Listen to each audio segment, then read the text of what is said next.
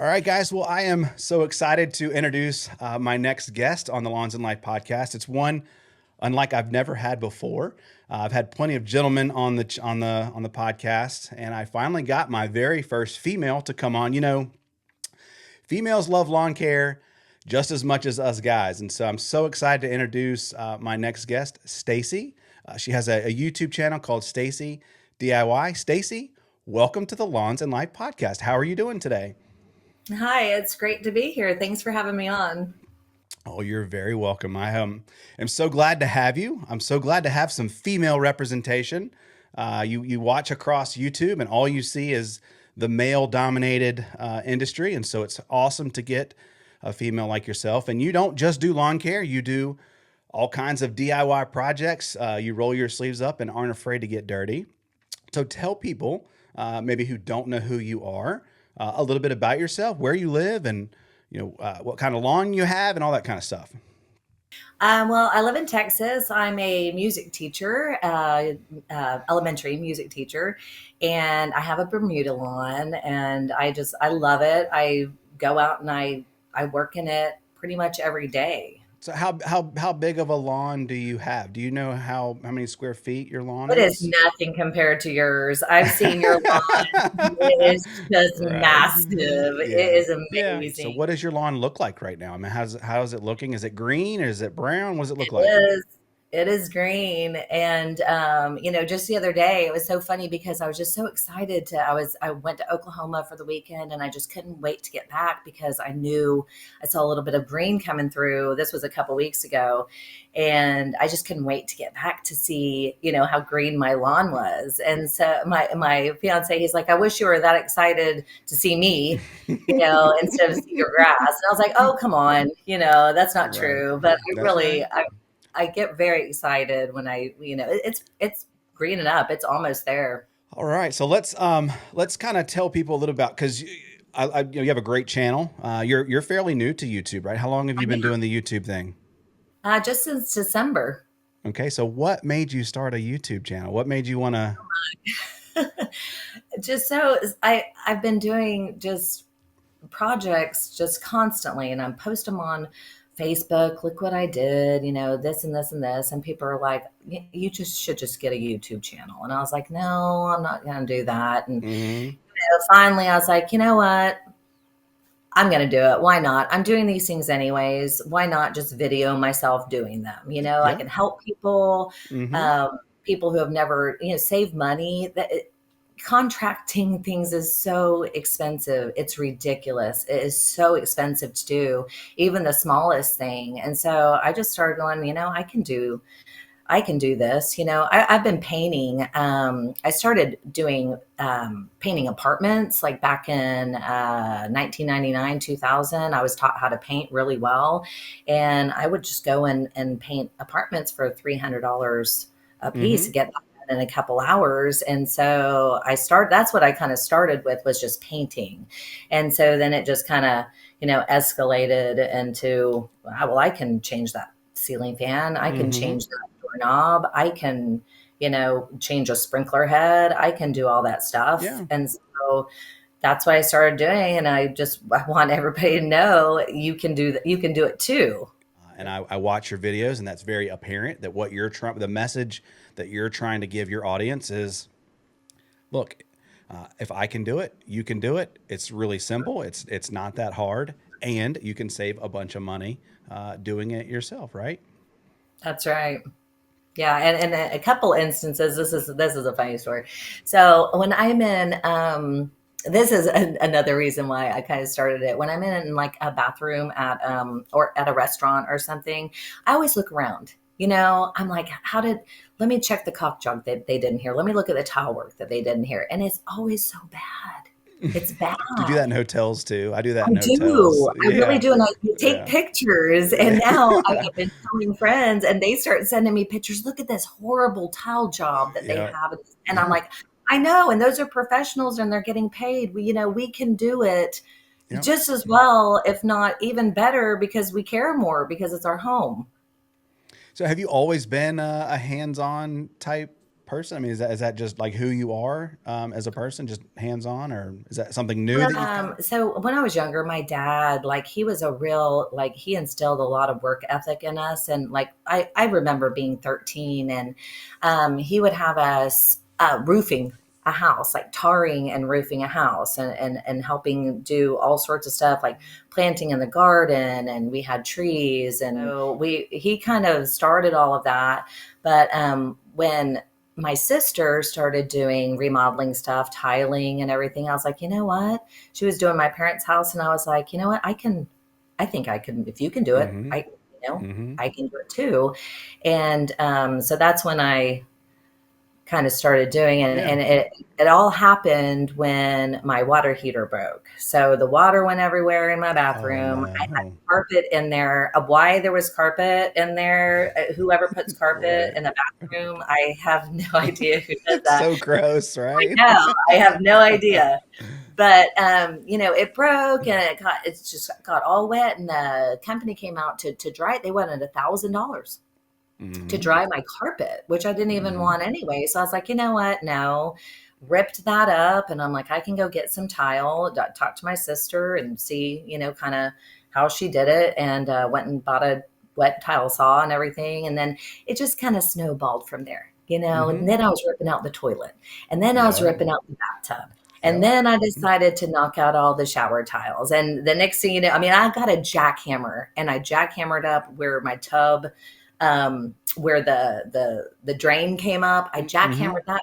I wanted it to go up through the wall and have a spout coming out of the Mm-hmm. wall into like a Mm-hmm. freestanding, like soaking tub. So that was like my first major, DIY thing. It took a while, but I did after that. I mean, I was just like, I'm hooked. I can do Sometimes this. all we need is just a little bit of confidence. You mentioned that you struggled with maybe some Dallas grass or something like that. So can you tell people about, because Dallas grass is notorious it's extremely hard to get rid of if you have it in your in your lawn because it's a very aggressive grower. It's hard to kill. So can you talk people through? I know a lot of people have issues with Dallas grass. So is there a story behind that you can share? Oh, yes. Yeah. So, when I moved in, I've been here for, this will be my third summer here. The first year I was here, I was just working on projects on the inside of the house. The lawn was just so bad. I just wanted to work on the stuff inside. And then I was like, okay, then I'll go to the outside. So, I realized almost half the yard was Dallas grass, and I was like looking up stuff to kill it, like tenacity, Celsius, this Mm-hmm. other stuff, and it was really expensive. And then as I researched it more, they're like, well, you're going to have to pull it up anyway. And Mm-hmm. I'm like, well, why? Well, why don't I just pull it up anyway? So I did. And this is a funny one. This was the first thing I used, baking soda. So I put baking soda on it and it did kill it. It killed it. So it was easier to kind of get out of my lawn. And Mm-hmm. like my front lawn, about half the lawn was Dallas grass. And that took me probably a week to dig out. I'd work on it a couple hours, but you got to get it all the way down to the root. And Mm-hmm. the thing with Dallas grass is there's, down by the root, it's almost like a little bulb, and you got to make sure that you get that piece out too, because if you don't get that out, it's probably just going to come back again. Mm-hmm. I get all this out and bring some.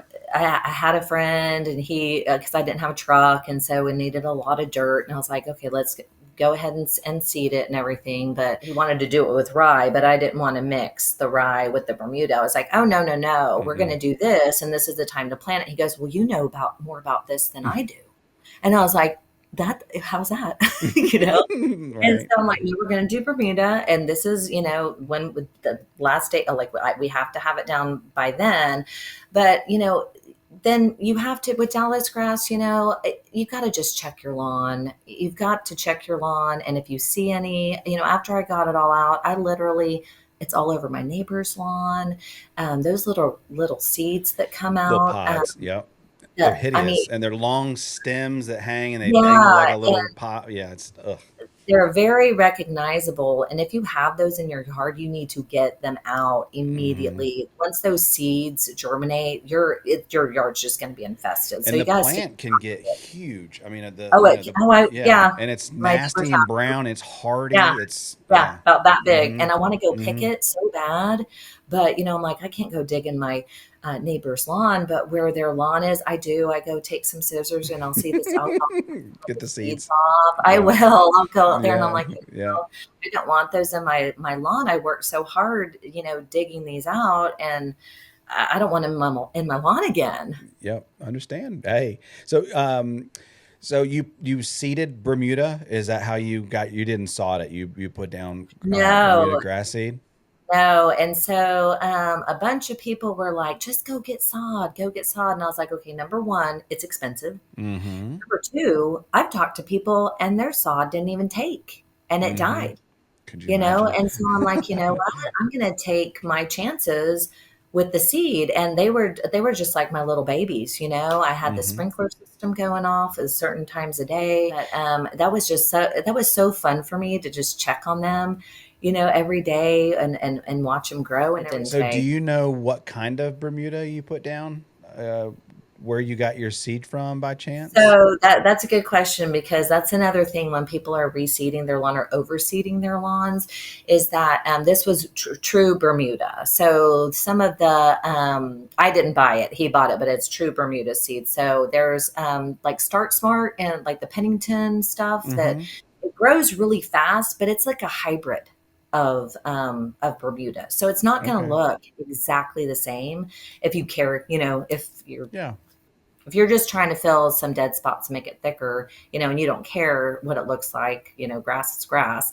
But it is kind of a hybrid, so it's going to be a little different looking grass. What is your goal with your lawn? Well, for sure, keeping weeds out of it. I mean, I really do enjoy picking weeds. I know that sounds crazy, It's but therapeutic. You made a video. It is I very did. therapeutic. It really I is. did. It's very therapeutic. And if people don't know about that, oh my gosh, and your lawn can look great. And you can relieve so much anxiety. And so, of course, weed free. I've got a little bit of growing for my grass. It needs to get a lot thicker. It's not thick enough right now. It's got still some patches in it. And of Mm-hmm. course, like weeds are going to just be drawn right to those. That's my goal for this season. I'm going to fertilize, try and build that turf up. And I've started mowing it. Like every 4 days, instead of once a week. And I think that makes Yeah. a big difference. And So really quick, just to kind of wrap things up, tell people a little bit about what they can expect from your channel. Like what is you kind of mentioned a little bit of some few things that you're working on. So what are you know why should people tune into your channel? What can they expect to see from you this year? yeah, so it's pretty much everything. And this is going to be a great channel for like new homeowners or just homeowners that haven't really taken the time to care too much about updating their home or making sure things are maintained correctly. But I'm going through everything you need to do around your house, inside and out.